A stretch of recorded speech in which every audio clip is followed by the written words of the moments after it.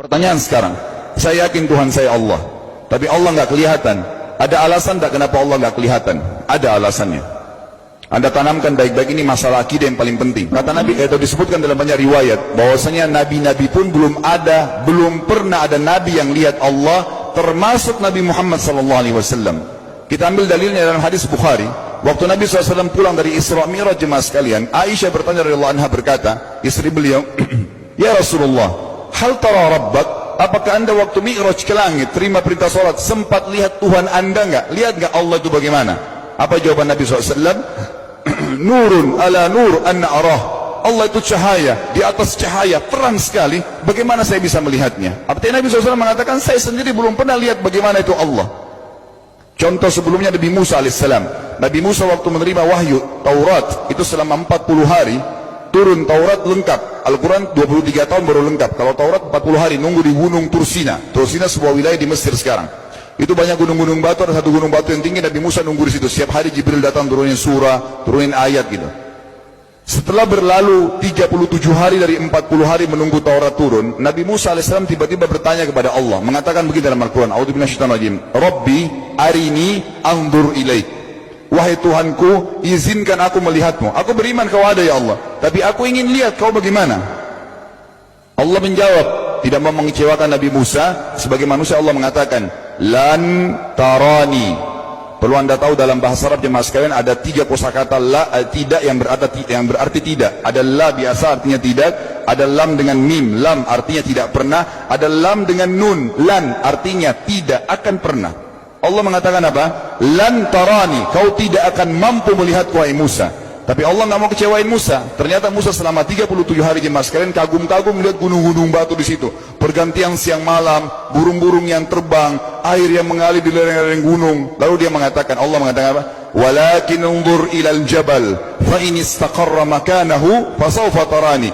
Coba kamu lihat gunung-gunung batu di sekitarmu hai Musa. Kalau mereka bisa menampung kedatanganku, kata Allah, kau akan bisa melihatku. Apa yang terjadi? Allah lanjutkan, falamma tajalla rabbuhu lil jabal, waktu Allah baru niat mau datang, belum datang, ja'alahu dakka, semua gunung batu itu hancur lebur, tidak mampu menampung kedatangan Allah. Wa kharra Musa sa'iqa, lalu Musa pingsan tiba-tiba. Waktu Nabi Musa bangun, langsung ucapkan kalimat, amantu billah, saya beriman pada Allah.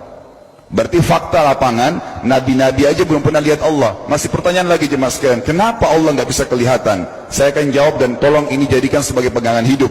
Ini landasan akidah kita. Kata para ulama, karena anda kalau sholat, anda mengucapkan satu kalimat yang merupakan jawabannya. Allahu Akbar. Allah Maha Besar.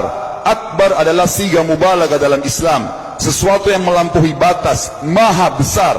Kita terangkan. Kata Nabi SAW, perumpamaan bumi yang kalian tinggali ini dibanding dengan langit pertama di atas kepala kalian, ada 7 lapis langit. Allah mengatakan, sab'an shidada, 7 lapis langit yang kokoh. Alladzi khalaqa sab'a samawatin tibaqa, yang menciptakan langit tibaqa bersusun, 1, 2, 3, 4, 5, 6, 7. Allah di atas langit ke-7.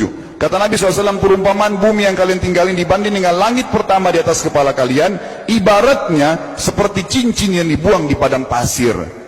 Jadi kita tidak akan pernah bisa melihat ujungnya langit karena kita sangat kecil, dan ini terbukti secara fakta. Apakah anda sudah tahu bahwasanya miliaran bintang-bintang yang ada di atas kepala anda yang jaraknya sekian miliar tahun dari bumi, dan sekian miliar tahun lebih besar daripada bumi, sekian miliar kali lebih besar daripada bumi, itu semua berada di bawah langit pertama. Manusia tidak akan pernah bisa memegang langit ini dengan telapak tangannya, karena dari sini saja ke Pluto jaraknya 270 tahun.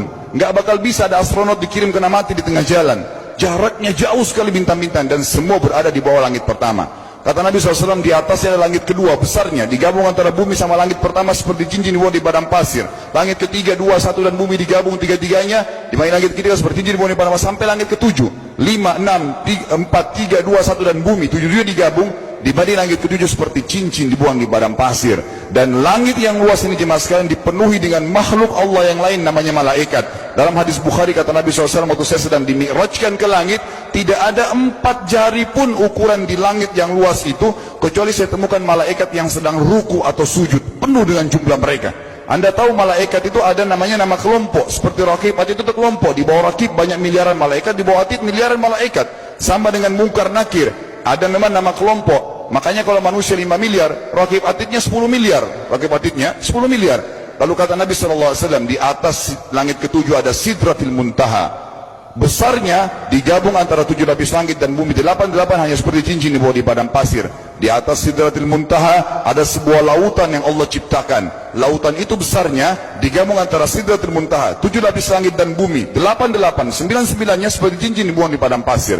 Makanya kalau anda baca Quran, anda baca ayat wa kana arsyu alal ma', singgasana Allah di atas air. Ini maknanya, air adalah ada lautan. Lalu kata Nabi SAW, arsy-nya Allah di atas lautan itu singgasananya Allah. Besarnya digabung antara lautan, Sidratul Muntaha, 7 lapis langit dan bumi. 10-10-nya hanya seperti cincin dibuang di padang pasir. Anda sudah hafal ayat kursi? Apa artinya? Ayat tanda-tanda kebesaran Allah. Kursi itu artinya bukan tempat duduk, tapi tempat pijakan kaki raja di singgasana. Kalau raja inginnya singgasananya di pijakan kaki, itu namanya kursi. Kita baca apa? Wasi'a kursiyuhu as-samawati wal ard. Pijakan kakinya Allah saja sudah menutupi seluruh langit dan bumi ini. Jadi kita mustahil bisa melihat Allah karena besarnya Allah Azza wa Jal. Tinggal kita tutup jemaah sekalian. Kira-kira, lalu bagaimana saya berhubungan dengan Allah? Jawabannya sederhana. Anda lingkari namanya Allah, ini Tuhan kita. Yang menyembah selain Allah kafir, yang mempartisipasikan Allah dengan makhluknya, masih sembah berhala, kuburan, jimat, namanya syirik. Dua-dua nggak boleh. Untuk berhubungan dengan Allah yang tidak kelihatan dengan mata kita ini, tapi kita bisa rasakan keberadaannya, cuman satu cara. Di bawahnya lingkarin ibadah, salat, puasa, zakat, haji, takziah, ziarah kubur. Semua ini adalah rangkaian ibadah untuk berhubungan dengan Allah. Semua ibadah ini jemaah sekalian harus seperti yang Allah mau, bukan yang Anda mau. Ini penting. Karena kalau tidak seperti yang Allah mau, Allah tidak terima. Bagaimana caranya supaya bisa seperti yang Allah mau? Ikuti buku pedomannya. Ada Al-Quran, ada Sunnah.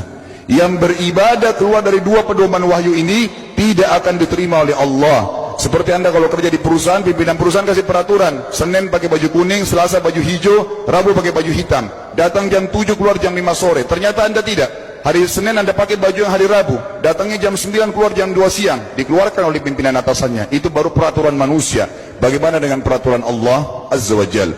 Maka kita simpulkan semua jemaah sekalian adalah, yakinlah Tuhan Anda Allah ada, satu-satunya Tuhan. Kalau Anda sedang sakit, yang ciptakan Anda Allah, yang ciptakan penyakit Allah, yang menciptakan kesembuhannya Allah. Kalau kita sedang musibah sama, kalau kita sudah senang juga sama. Semoga Allah SWT menjadikan kita orang-orang yang senantiasa beriman padanya, dan juga selalu bertumbuh dalam keimanan tersebut serta mengikuti syariat.